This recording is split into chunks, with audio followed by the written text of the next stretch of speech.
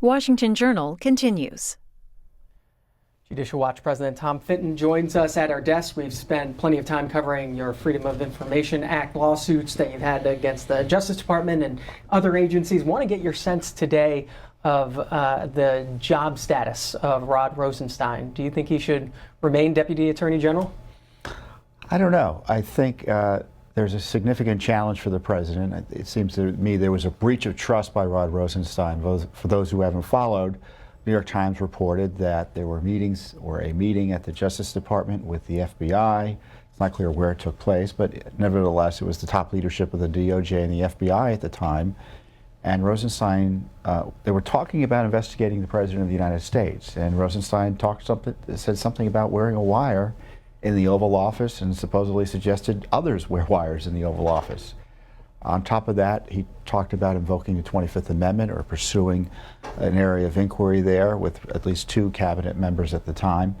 And we should note Rod Rosenstein has denied the details of this New York Times story. Well, he said he wasn't. He said he was joking about the wire. He didn't deny that he discussed the 25th Amendment. So there's a significant breach of trust there, and it's up to the president to figure out whether he can trust Rod Rosenstein or not. If it were me, I wouldn't want him at the Justice Department, given that type of conduct. And everyone says, well, what's the harm here? Well, we didn't get the wire, at least we think. We didn't get the 25th Amendment, but something else was discussed. That was the special counsel. We did get this harassing special counsel.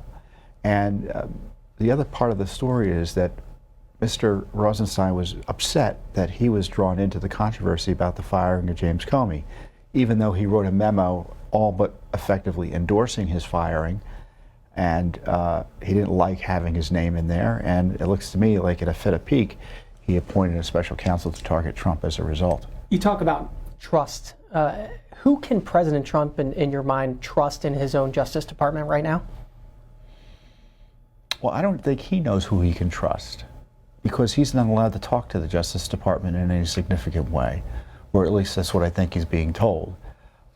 He wants to be able to trust his Attorney General, but because of this Russia scandal, he is upset about what he's done in terms of recusal, and on this substantial matter, but the Justice Department is probably doing no bigger investigation than the Russia investigation. And Attorney General Sessions isn't overseeing it. Rod Rosenstein is. And now we know what Rod Rosenstein's attitude was to President Trump. So supposedly there's going to be a meeting on Thursday. Thursday's going to be a busy day. And if I were the president, I'd figure out, well, either I'm going to fire him, or maybe as an intermediate step, because if he does fire him, there'll be significant political consequences. And who knows, maybe Mueller will use this as another excuse to keep an obstruction investigation going. Refer what he did to the IG. Invite viewers to call in during the segment if you want to ask questions. Tom Fitton, president of Judicial Watch. Democrats can call in at 202-748-8000. Republicans 202-748-8001. Independents 202-748-8002. As folks are calling in, remind us right now what the status is of that document release that the president wanted of documents related to the Russia investigation. It's on pause.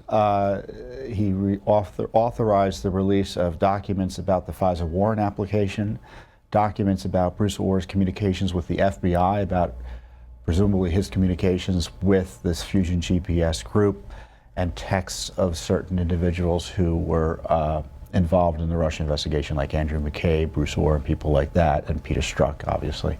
I assume your group wants to see those documents released? Oh, we sure do. We're suing for most of them. We're suing specifically for the FISA warrant applications. We received already a portion of them, and they show the documents that have been released that the DNC dossier was misleadingly used to persuade the FISA court to grant a spy warrant targeting the Trump team. Now, those who have read the rest of the material, at least the material the president has initially authorized to be released, have said that it doesn't impact national security, it should be released. Supposedly the Justice Department was over there last week convincing him otherwise, or at least pausing it, saying, well, maybe the IG can look at things. I have to wonder if Rod Rosenstein was on that list of people who were over there visiting the president to persuade him otherwise. Mr. Rosenstein is a very important person in the Justice Department. He runs it day to day. He's the #2 official.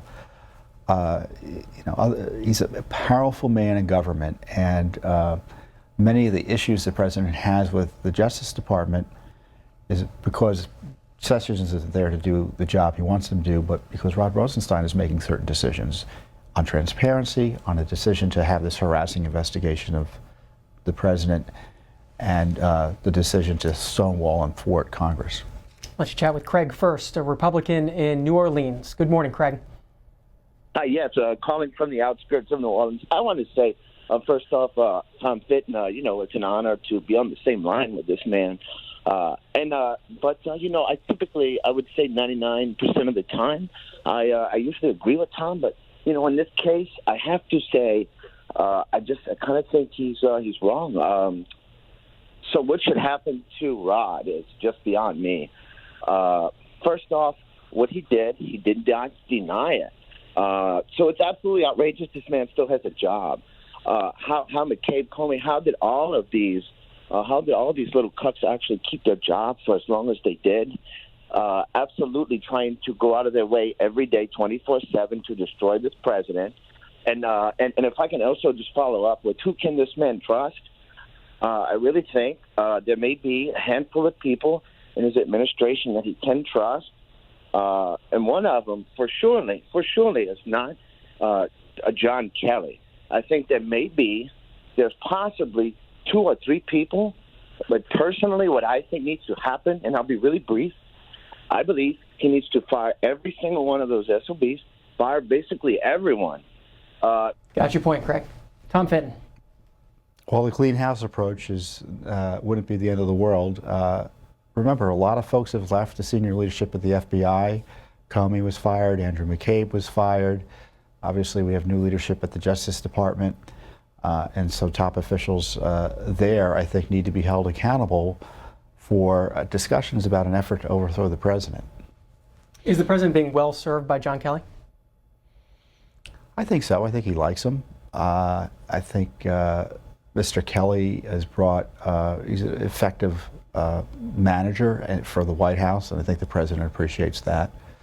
And in terms of the political analysis, the kind of the politics and who makes judgment calls for the president on politics, I think he's his own best advisor there. Kim is in Clarksville, Virginia, a Democrat. Good morning. Good morning. I just wanted to make a quick observation. I have not seen your guest before, Fitton, but he strikes me very much as a Nunez type, just twisting the truth for whatever purpose. I think the bigger picture here is a president who so many people have come out and said we need to consider the 25th Amendment. There's a reason why there's so many people coming out and saying the same thing, and that's what we really need to be looking at. And there's also so much division in this country already that's been put out there. And to suggest, we'll just fire everybody. Let's look at the real problem, which is the president and the way that he has divided this nation. Well, I think there are a lot of people who don't like the idea that President Trump won the election. They thought it was Hillary Clinton's to have and to own. And because he is a disruptor in the positive sense for many Americans, that's not well appreciated by the swamp here in Washington, D.C. And that's why I think you get these strong reactions from both establishment Republicans and Democrats who don't like him.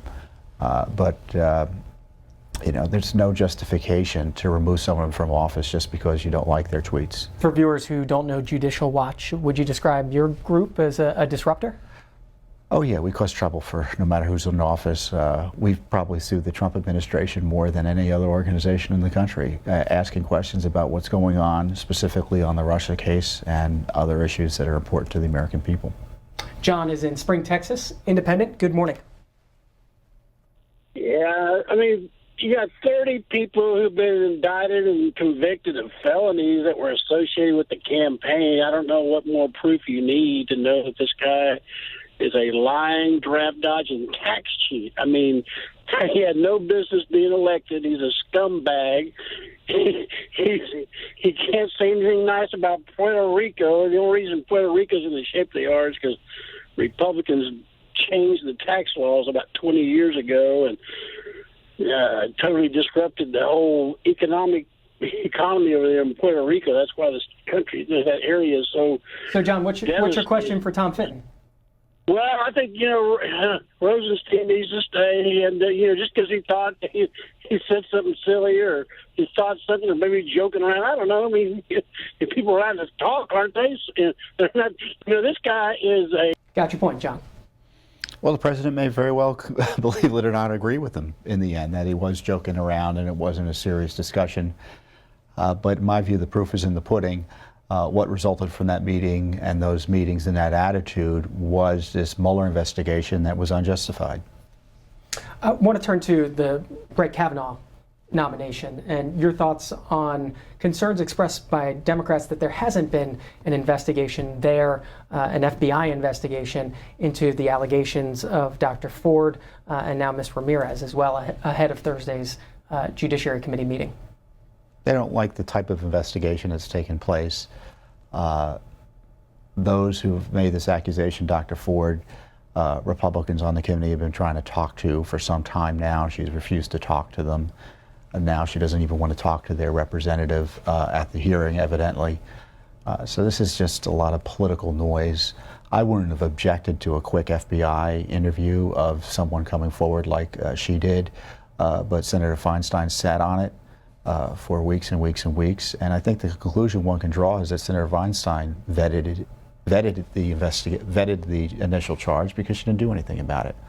Or the other answer is, well, she sat on it purposely till after the hearings were over to blow up the confirmation process. You can have a quick investigation. I don't think we need a show trial. I don't think we need a circus. But we shouldn't have filibuster or smears to stop the confirmation of someone based on what are not strong charges against him. How do you keep this from becoming a show trial or a circus on Thursday? You don't have a public hearing. There's no need for a public hearing. You have a public hearing for the senators to vote as to whether they're going to allow his nomination to proceed out of committee. That won't necessarily stop their nomination. But the idea that you come in at the last minute with these types of allegations that are unprovable or incapable of being disproved, because we already know Judge Kavanaugh disputes this. At least Dr. Ford doesn't have any corroborating evidence. What is the hearing going to show, other than it's going to provide an opportunity for more lawlessness? I attended the Kavanaugh hearings that were public last, I guess, 2 weeks ago now. The disruption, the C-SPAN cameras don't give you an idea of just how disruptive the violent leftists were in that hearing. It's loud. They refuse to leave. They have to be dragged out by the police. And it's unbelievable. And on top of that, you had Democrats on the committee brazenly, like Senator Corker, trying to violate the rules put in place after the Anita Hill hearings to protect witnesses and those subject to confirmation. And with endorsements from the entire leadership of the Democratic side, I wouldn't allow a public hearing. This is just political gamesmanship, and someone's got to put a stop to it. You say Corker there. You meant Cory Booker? Excuse me, not Senator Corker. Cory Booker, that's right. Delano's waiting in Conway, Missouri, Republican. Good morning. Thank you very much for C-SPAN. I wanted to, Winston Churchill said, a lie will go all the way around the world before I ever get my boots on. I just pray that we can get the truth out of it. There's two big lies that's already happened. This woman said that Trump split the nation. Not Trump.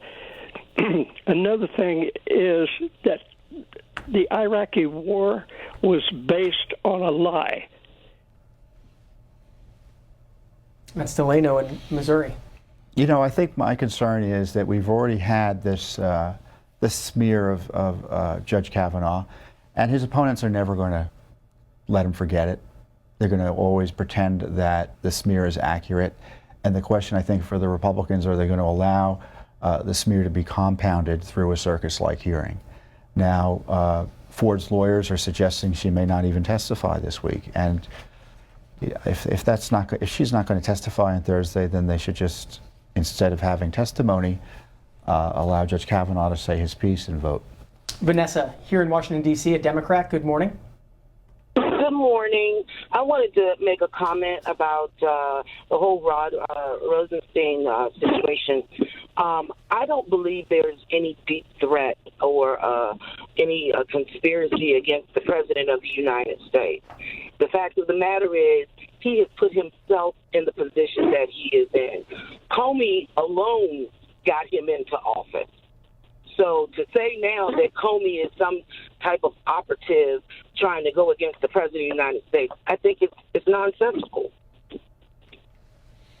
Well, the voters got the president into office, and the FBI bent over backwards to protect Hillary Clinton from the consequences of her illegal behavior, and at the same time, they were working with agents of Hillary Clinton to target President Trump in an unprecedented intervention in the campaign by the FBI and Justice Department, all on Comey's watch. Linda is in Tennessee and independent. Good morning. Well, first of all, thank you for taking my call. And I wouldn't vote for Bob Corker for a dog catcher. He's here in Tennessee. And I agree. I think Judge Kavanaugh should be appointed.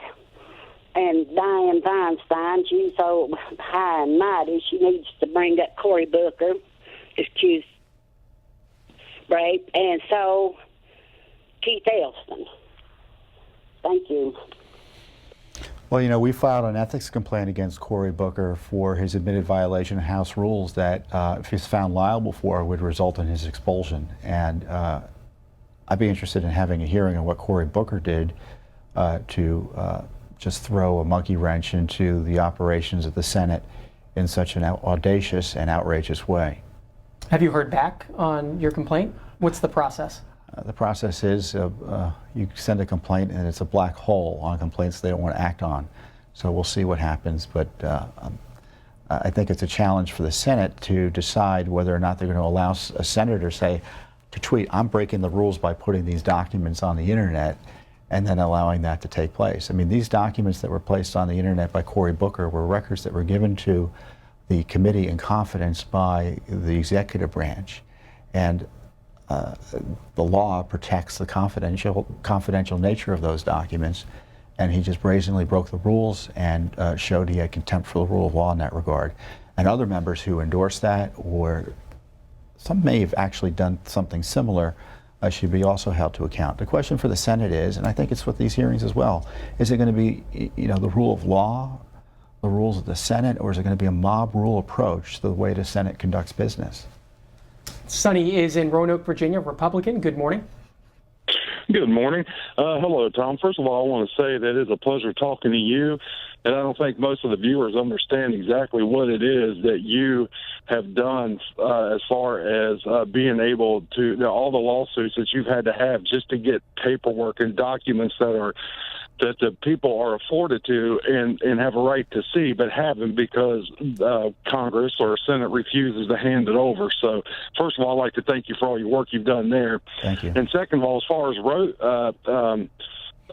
Rosenstein, I think he should be fired. You know, I'm tired of the Republicans always taking a back seat. We're always trying to look like we're taking the higher ground, and we're like, no, just let him do it, because public perception would be if you fire Rosenstein, then obviously, Trump is nefarious, and he's trying to, obstruct the investigation. And I say, to the devil with all the perception. I think we should have a clean house approach.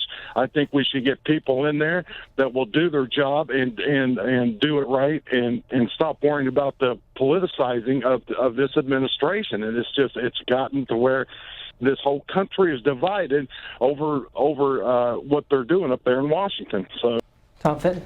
You know, if there wasn't a Mueller special counsel, I don't think there'd be any question as to what the president should do about Rod Rosenstein. And it shows you why the Mueller special counsel is so disruptive to the presidency, because the president can't make basic personnel moves without worrying about what Mueller's going to do. He can't talk to foreign leaders without thinking about what Mueller's going to think of it. And he can't run his Justice Department and FBI, as a president ought to be able to do under our Constitution. So, in my view, the key issue is to end the Mueller investigation and to shut it down for all of those reasons. The caller was talking about some of the work that you do at Judicial Watch. Can you talk about specifically some of the information you've been able to find out about the Mueller investigation or about the Russia investigation? Well, you know, we found that the Justice Department was playing games with the courts, as I told you earlier about the FISA warrant application process. We all heard about Christopher Steele, who was a spy working for Hillary Clinton from the UK. Well, we have these FBI documents showing that he met with the FBI 13 times in 2016 and was paid 11 of them. So we have confirmation the FBI was paying Christopher Steele, but not only that, we have a document showing, as a result of our FOIA lawsuit, nothing Congress did, that the FBI in November of 2016 cut Steele off. Specifically, they deemed him not to be worthy as a confidential human source and told him not to collect any more intelligence on behalf of the FBI. Nevertheless, he continued to consult with Bruce Orr, and this is why these Orr 302s are issued, because then Orr told the FBI what Steele was continuing to tell him. So the FBI just threw out all the rules and used this disreputable source, as I said, to target President Trump, because they continued to use Steele to justify the FISA spying on the Trump team. How many people work at Judicial Watch? It's about 50. Is it mostly lawyers working within the FOIA law? Well, I'm not a lawyer, but we have a bunch of lawyers. We have a bunch of investigators and fundraisers and media and such. So it's traditional, not many nonprofits have a bunch of lawyers suing people, but we're doing a great work exposing what the government's up to. In the end, we're an educational foundation. We're just trying to tell you what your government's up to. And the way we do that is by going to court to get the documents they don't want to give you or Congress or anyone else. And that was my other question. How do you pay those 50 folks? Through contributions. So those of you who aren't supporting should join our cause at judicialwatch.org. Nancy's up next in New Hampshire, a Democrat. Good morning. Good morning. I have a couple of questions. With Judicial Watch, it seems to me that that's a real misnomer, because you seem to be the bulldog of the Republican Party. You were nowhere to be found when Merrick Garland was being denied a hearing and being obstructed.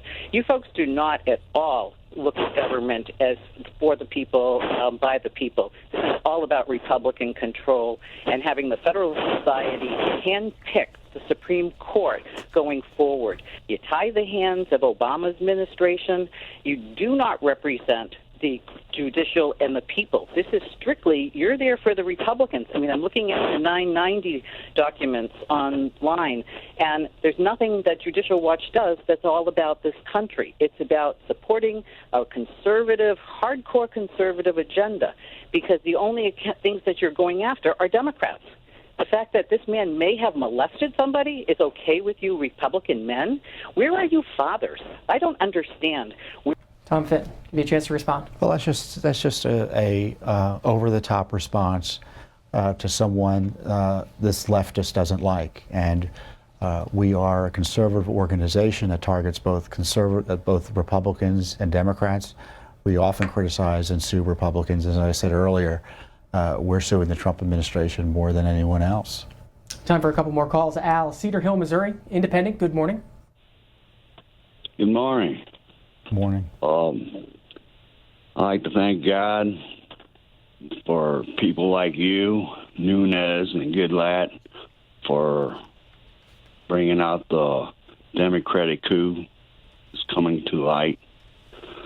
I wish that Rosenstein wouldn't have obstructive, the stuff coming to light with the redactions. He's been slow walking stuff. So, but I'm glad to see you guys are doing something. I think you guys are heroes in my eyes, because I see a lot of stuff going on and none getting done. I'm surprised nobody's in jail yet. That's what really. Tom Fitton. Well, I think the effort to overthrow President Trump, and I think that's the way you ought to think about it, is the most significant corruption scandal of our generation. And we're going to spend a lot of time focusing on it. And if Congress doesn't want to do the work, if the media doesn't want to do the work, the media, which is largely anti-Trump, that's fine. But Judicial Watch is going to do the heavy lifting, and we're happy to be able to do it. And we're not going to be cowed by critics who hate Trump and therefore don't want the rule of law to protect him. McKinleyville, California, Dave, Republican. Good morning. Good morning. morning. Thank you. I just remind people that before Trump nominated anybody to the court, the Democrats made it pretty well known that regardless of who he nominated, they were going to do anything in their power to prevent any Trump nomination from being confirmed to the court. And all I've been able to come up with is a single allegation by a woman that's something that happened 36 years ago when Kavanaugh was in high school. But what I find most disturbing is that without a shred of corroborating evidence, several Democratic members of Congress have said that the burden of proof is on Kavanaugh to prove his innocence, even though anybody who served on jury duty has been told that the accused is entitled to the presumption of innocence until proven guilty. And it reminds me of what happened to the Duke lacrosse team a couple of years ago when a young woman accused several members of that team of rape. And without a shred of corroborating evidence, the university, the local district attorney judged them guilty. The accusation alone was considered proof of guilt, and the burden of proof was on them to prove their innocence. And, it just seems like our entire system of justice is being turned upside down. I don't know if these members of Congress are ignorant of our system of justice, or they just simply want to reverse our traditional system of justice in which the basic tenet is you're presumed innocent until proven guilty. Tom Fitton, give you the last minute. Well, it's a political process, but I hope it would be informed by the sort of legal traditions that you're talking about, that the presumption of innocence should be given to Judge Kavanaugh. There's nothing substantial enough to warrant a public hearing at this point. The accuser of Judge Kavanaugh doesn't want to cooperate with the committee. The committee should just move on. And quite frankly, it just end when you have Democratic senators like the senator from Hawaii suggest that Judge Kavanaugh shouldn't be given the presumption of innocence because he's a conservative judge. It shows you that this is a political show trial that's being set up, as opposed to any real effort to get at the truth and provide justice for either the accused or the accusers. Tom Fitton is the president of Judicial Watch. Appreciate the time. You're welcome. Thank you.